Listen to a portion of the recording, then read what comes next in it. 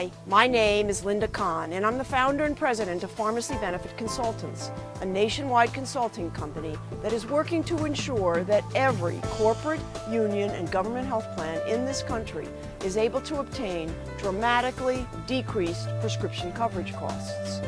Towards that end, our firm is creating a series of free videos, including the one that you are watching today. Today's video is captioned, How to Conduct a Successful PBM RFP. Now, as you probably know, PBM stands for Pharmacy Benefit Management Company, and RFP stands for Request for Proposal. So when you conduct a PBM RFP, you are essentially sending out a request for proposal to a large number of PBMs to force those PBMs to compete for your business by dramatically decreasing your costs and by giving you precisely the contract terms that you need to obtain to do so. Now, every year, hundreds of corporations and unions and government health plans conduct PBM RFPs, spending as much as $100,000 each to do so. Their goal, of course, is to decrease their prescription coverage costs.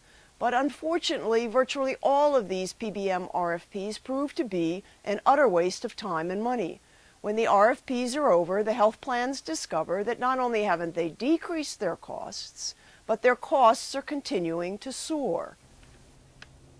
This video will explain exactly why these RFPs have been such a resounding failure, and exactly what you must do when your health plan conducts its RFP to ensure an entirely different outcome.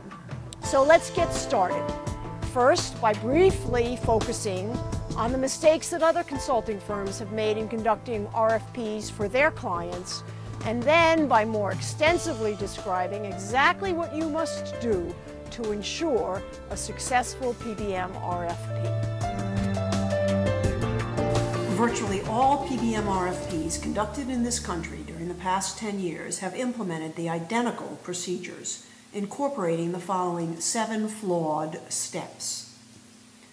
The corporation or union or government health plan selects a consulting firm to assist the health plan in conducting the RFP.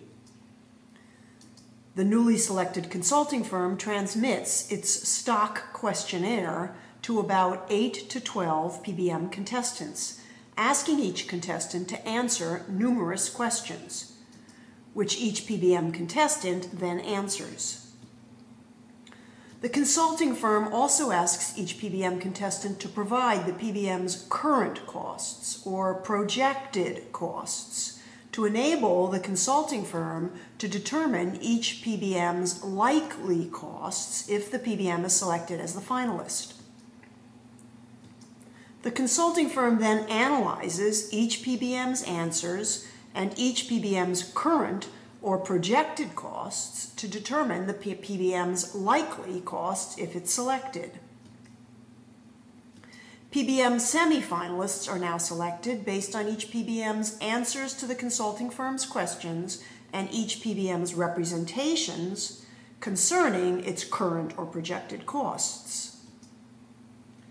Interviews are conducted of the PBM semi-finalists, and a PBM winner is announced, ending the RFP.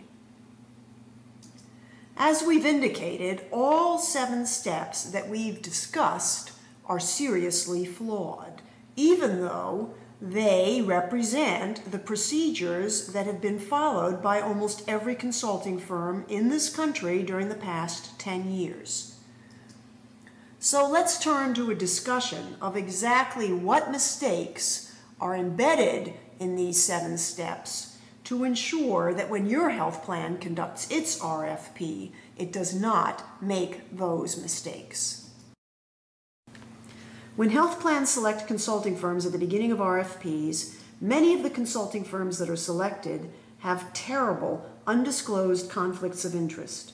Unbeknownst to the health plans, many consulting firms are collecting large amounts of money from certain PBMs. Moreover, some consulting firms even have undisclosed brokerage relationships with PBMs. Equally troubling, Health plans are selecting consulting firms without any legal expertise to draft or negotiate or finalize a PBM contract. In fact, many consulting firms don't even have a single lawyer on staff with knowledge of PBM contracts and the PBM industry. As you're about to learn, drafting and negotiating and finalizing a PBM contract are the three most important tasks that must be performed during the RFP if your health plan is to achieve lower costs from your RFP.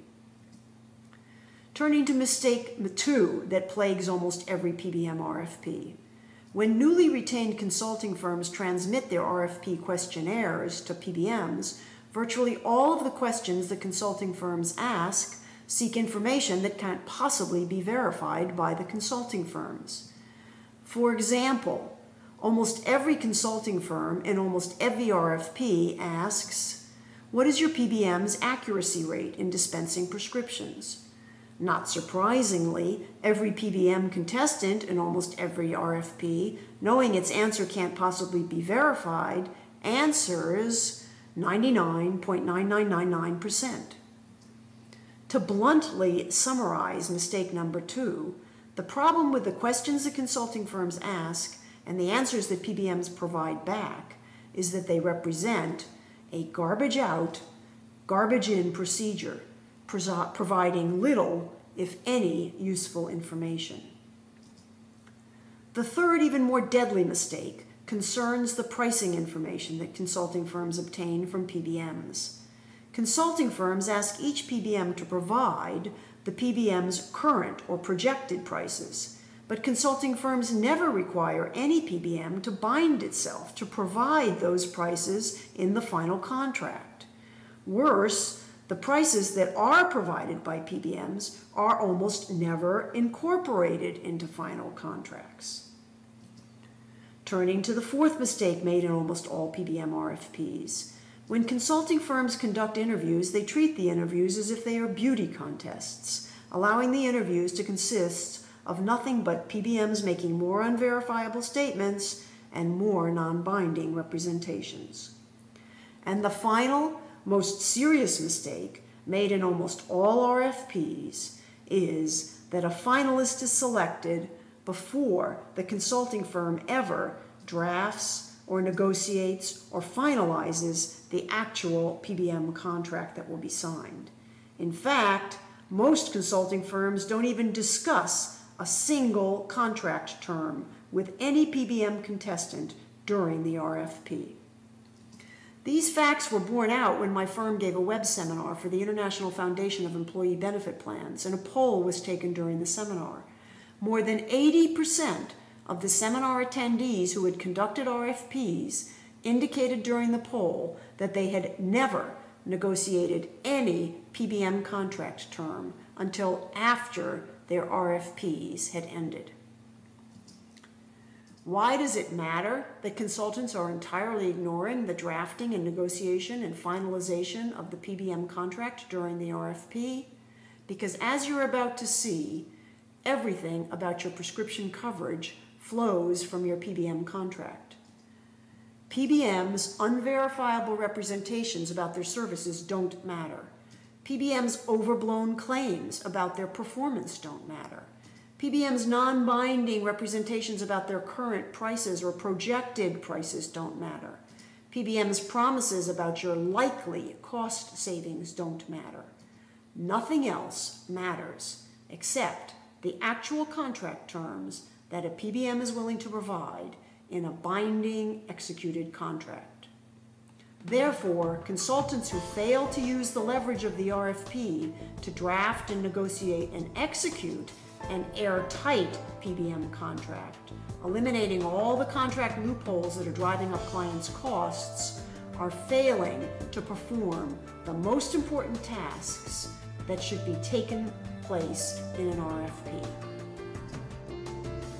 Now, go to part 2 to learn exactly what your health plan should do to restructure its RFP to obtain dramatically lower costs.